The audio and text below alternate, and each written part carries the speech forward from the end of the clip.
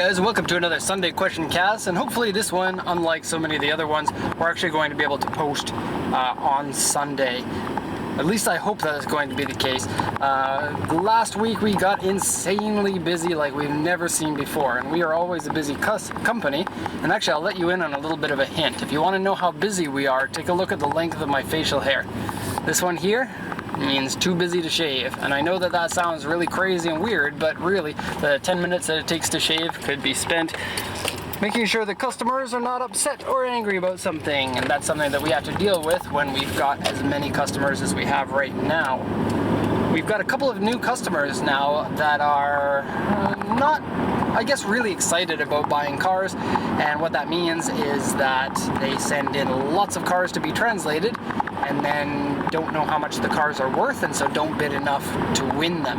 And this causes a lot of problems in such a small company as ours, because over the last week, Naoko was gone. Unfortunately, she had to go to a funeral of a family member, and so she was gone for 2 days, and as a boss you can't say, sorry, you can't go to a funeral because we're busy. That would be a dick move, and I don't want to do dick moves. And so, I had to work myself in the office, and I was very lonely. Actually, to be honest, I was lonely, but I wasn't in the office by myself because I was out in a port Wednesday, Thursday, and today is Friday, 3 days in a row. And unfortunately, could only shoot 2 cars per day, so an entire week's worth of port trips, I could only get 6 cars reported on, and I have about 15 more cars waiting to be reported on. And so next Monday, I'm going to be at the port from basically 8:30 in the morning until 5 o'clock at night to shoot all those cars. And that means I got to buy a new battery for my camera, because 2 batteries will only last me about 7 cars. 8 cars? Maybe. It depends on how complicated the car is. Anyways, we got questions here for the question cast. Thank you everyone who's posting the questions in the comment section. If you're new to this channel, please post your questions. I like hearing from new people. We get a lot of questions from the same people again and again, and I really like that. So if you're a regular question asker, thank you very much. Feel free to ask me anything about work, about my personal life, about living in Japan, about my hairstyle if you want. As you can see, it's getting too long. I actually cut my own hair because I don't know, I'm not very picky about how it looks, to be honest. And so, it gets long and it looks shaggy, kind of like Shaggy from Scooby-Doo.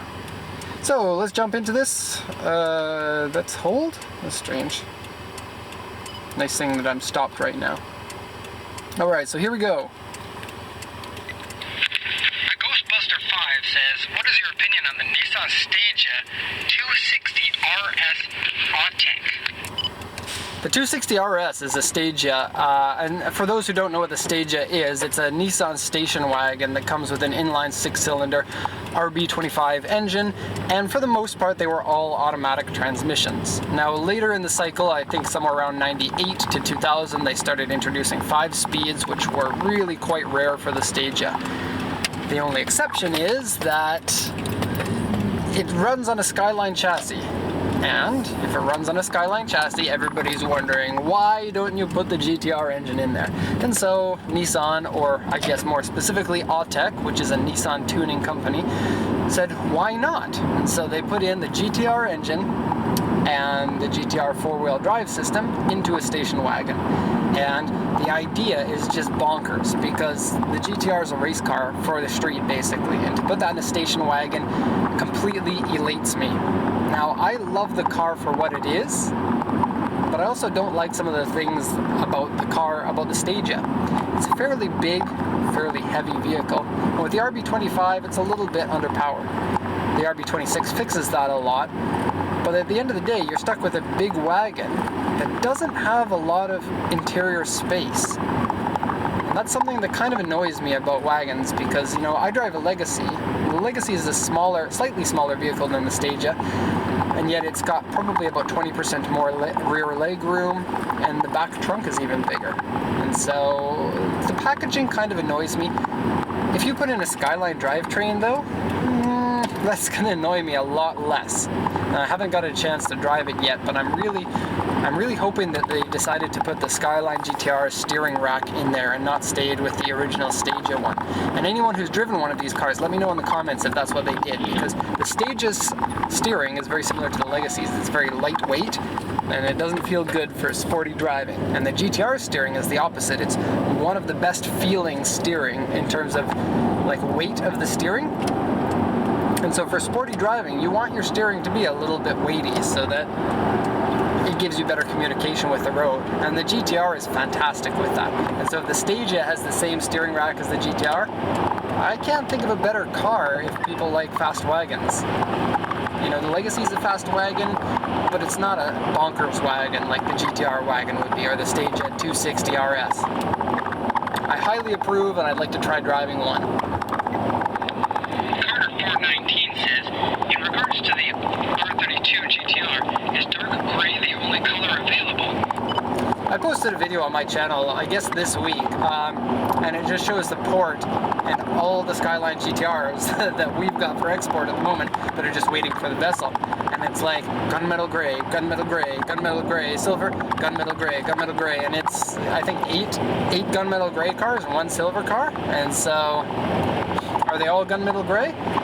No, but the gunmetal grays were, I think, like 60% of the first year's sales were gunmetal gray. And then you could also get it in silver and black and dark red and dark blue. And you couldn't get it in white until 1991, actually. And we did sell some white ones, but they were actually repainted into white. And so yeah, most of the ones are gunmetal gray. The ones, and this person says I would actually pay more. I think I skipped that part. Let me see. I would spend extra to get a different color.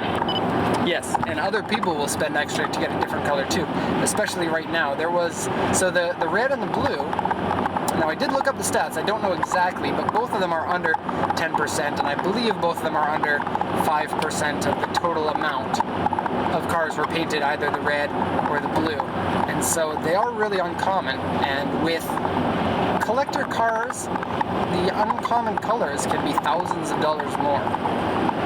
Now I don't think that the red or the blue is a nice paint color. The blue is a very dark navy blue, and same with the red, it's a very dark red. I don't think that they're nice colors per se, but it is cool to have something unique and something different from the gunmetal gray.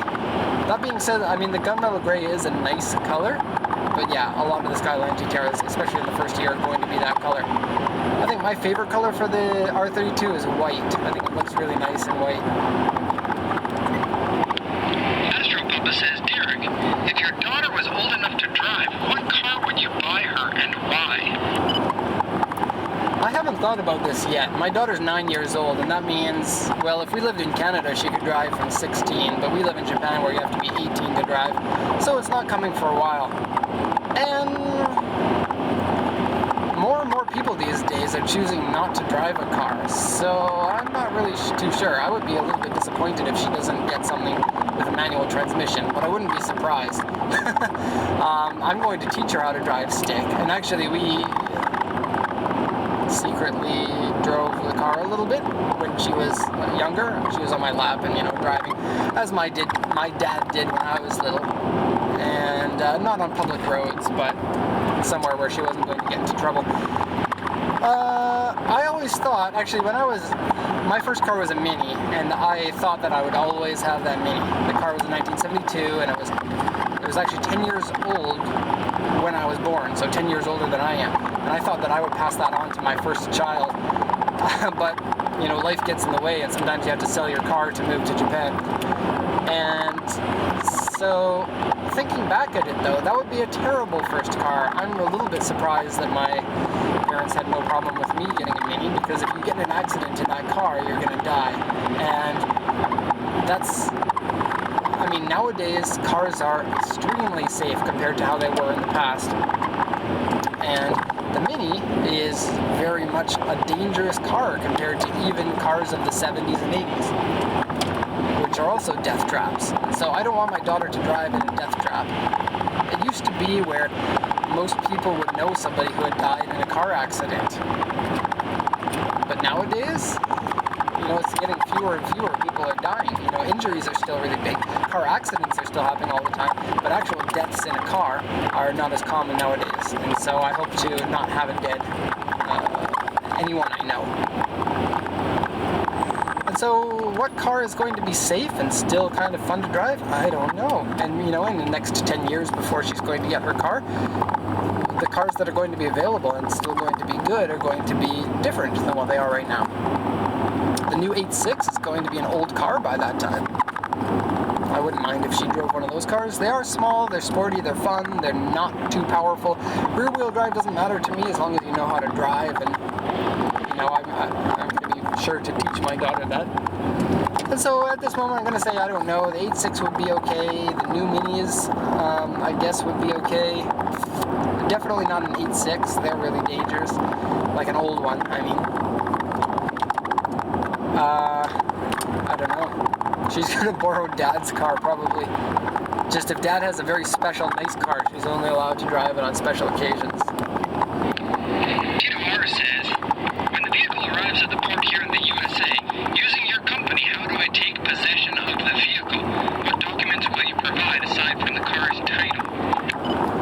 You're going to get sent from me, the vehicle's title, a translation of this certificate, which is a little bit nuts that all exporters don't give you that, because it's companies being supremely lazy, not giving you all the documents you need to register the car. You'll get an invoice that's signed stating that it's been paid, and you'll get what's known as the BL, or the Bill of Lading. And this document, the combination of the documents shows that you are now the new owner of the vehicle and that you can register the car. The only thing you need extra on top of that in order to register it is the paperwork that you get from the customs broker, and we set you up with the customs broker.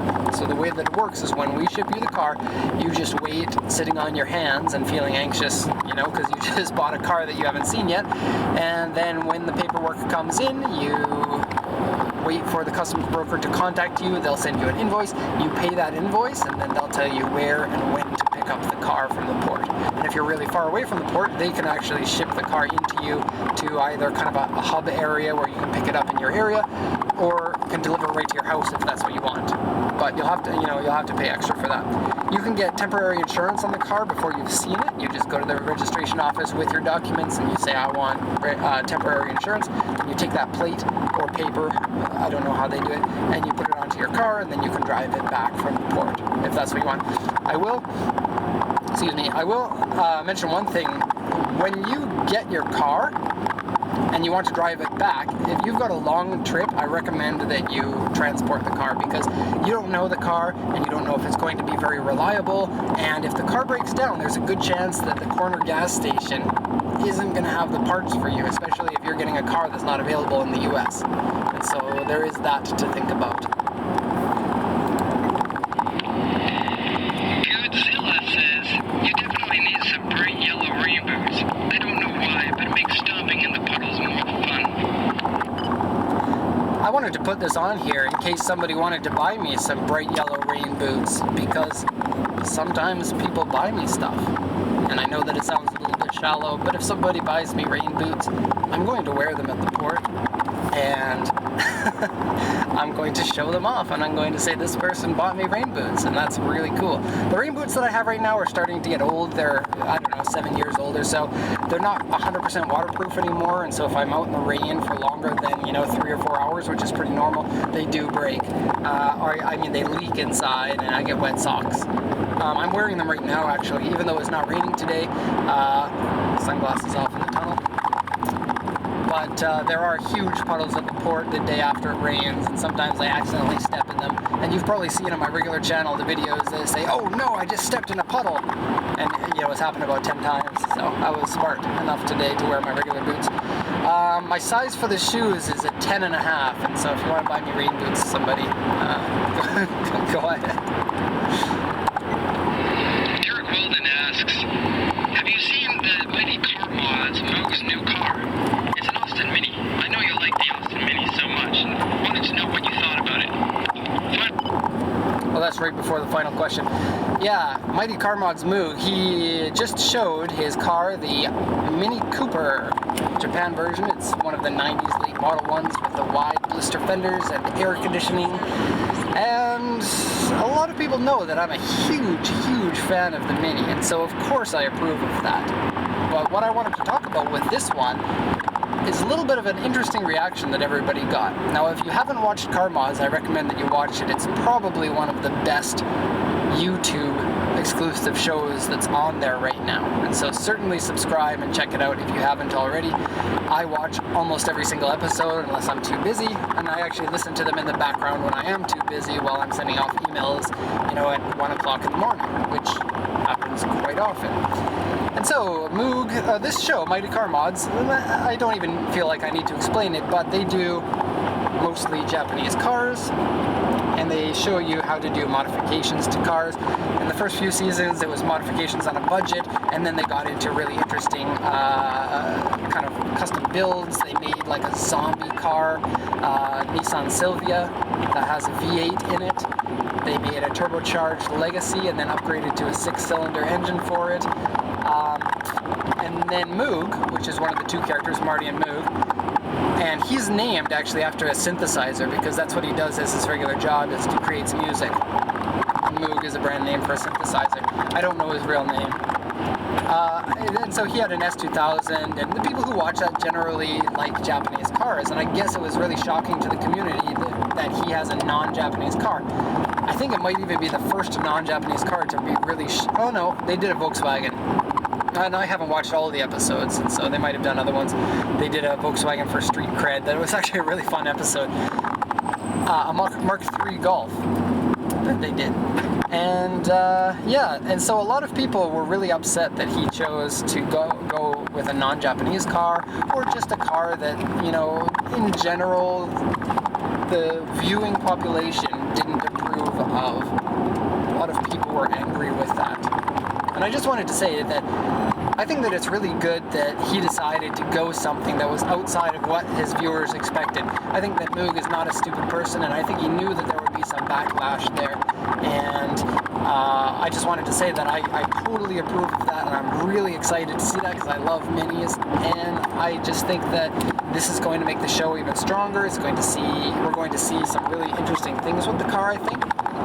One thing that I thought was really cool is how he said that his parents owned a Mini and his grandparents owned a Mini. And I mean, the Mini hasn't changed much since 1959 when they started making them. They made them from 59 until 2000. And basically the same. I mean, they went up from an 850cc up to a 1.3 liter, and they even made a turbo one, like a super limited edition turbo model. But my prediction is he's going to put a B16A or B18 engine into it, and then make his car more JDM, because even though he's driving a Mini, and I think that he appreciates cars that are not Japanese, I still think that he wants to put a little bit of Japanese flavor into that car.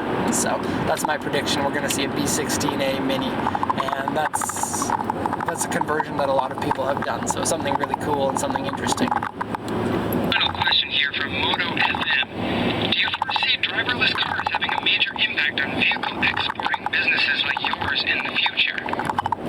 This is a really interesting question, and then one that I haven't thought about before I'm going to talk about it. I think a lot of people who do podcasts, especially car podcasts, they answer these questions and they come up with pre-selected answers or little notes to help them with answers, but you can't do that while you're driving, and so I just wing all of the questions and hope I don't sound too stupid. And so driverless cars I don't think are going to come in on a large enough scale for quite a few years. And although the technology is there, I'm talking worldwide. And so even if the US, or probably it's not even going to be the US as the first country to really adapt it, I could really see one of the northern European countries getting into this first, because they always seem to be on the cutting edge of things that the US is, I guess, too politically slow in order to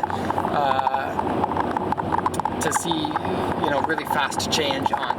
I could totally see something like this getting stuck, between the left and the right sides of the political spectrum. I don't think that it's something we're going to see very soon, maybe in about 10 years or so, but it won't be widespread around the world within our lifetime, and so I don't think it's going to affect me as a job, personally. If it does affect me, I think that what it would do is take all the people who don't like cars and move them into kind of a different class, the people who don't drive their cars. And then all the people who do like cars, like me and like most of my customers, it's going to increase the market desire for cars that are fun to drive. And those are the cars I like to sell, and those are the cars that I have, you know, specialty knowledge about. I don't really know very much about Accords. I don't know much about Camrys or Priuses, but I know quite a bit about Lancia Deltas or Porsche 911s or Skyline GTRs or Silvias. All these cars interest me, and it's going to be those cars that are going to increase in, I guess, purchasing desirability. And I think that in all countries, and especially in Japan, there's going to be a lot of a culture that surrounds desire to drive, fun to drive cars. And so there's always going to be good cars that are for sale. And I actually think that driverless cars are a wonderful idea. And I know a lot of car enthusiasts are like, no, don't take my keys, I want to drive the car. And that's never going to happen. It's like all of the people who really like guns, thinking that someone's going to try to steal their guns away from them. Taking your keys away from the car that you already own is something that nobody is ever going to do. And so if you like driving, you're always going to be able to drive your car. And you might find that insurance rates go up, possibly, because the chance of you crashing is higher than a non-driving car would be. But it's still going to be possible. You won't get kicked out. And with more people driving driverless cars, I don't know, that sounds a little bit funny, more people riding along in driverless cars, it's going to leave the roads in, I guess, a better place to drive if you like driving, because there are going to be fewer people doing stupid things like turning into you, so the roads are going to be safer, and there are going to be fewer people driving on the fun, the twisty roads, in my opinion. Fewer people doing stupid things. So I guess what I'm trying to say is that I'm looking forward to it. I think driverless cars is interesting tech, and I know for sure, like right now, the only reason we do these videos is because I've got dead time while I'm driving, and otherwise I'm too busy to make the videos. I can imagine how much work I can get done if my hour drive to the port, I could sit there and do emails. So certainly there's some benefit there as well. And so, what do you think about driverless cars? I don't know. I think that most people are afraid of them, but I don't think it's going to be a problem. So that's going to be the end of the video cast. Thank you very much for watching. We're going to end it off there. I'm going to take my sunglasses off, get my mop of hair out of my eyes, and we're going to end it up there. Thanks a lot for watching, and have a good one.